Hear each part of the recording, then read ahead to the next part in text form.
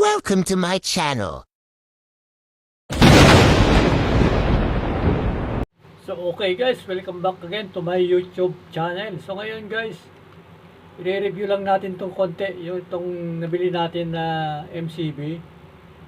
Titignan natin kung pwede siyang reverse.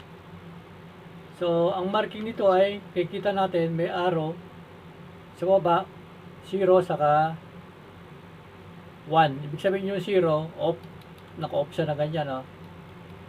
So dito naman yung symbol niya, 1 and 2, 3 and 4. Ibig sabihin, pag nakakita ka na ng ganito, ibig sabihin, non-reversible, tinatawag. Pero, i-review pa natin kung talagang non-reversible to, kung pwede siyang reversible. So, tara mga ka-wireman. Samahan nyo ko, review natin. So, ito yung normal natin ha.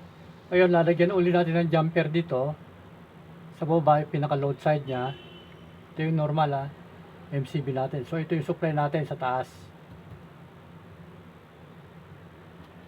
So lagay natin na ganyan ha. So short circuit lang natin.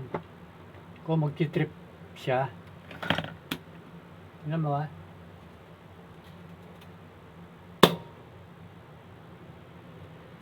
Nag-trip siya, di ba? So yan ang normal. Ang susunod naman natin gagawin yung kanyang reverse.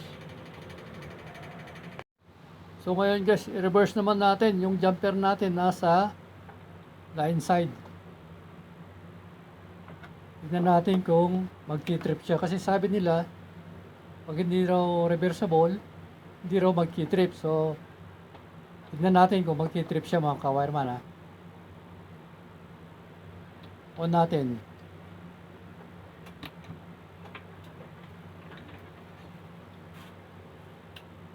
Pag basta, yan, nag-trip siya, ibig sabihin, pwedeng reversible tong ano na to, tong MCB na to. Huwag lang magdepende sa pinaka-markings niya.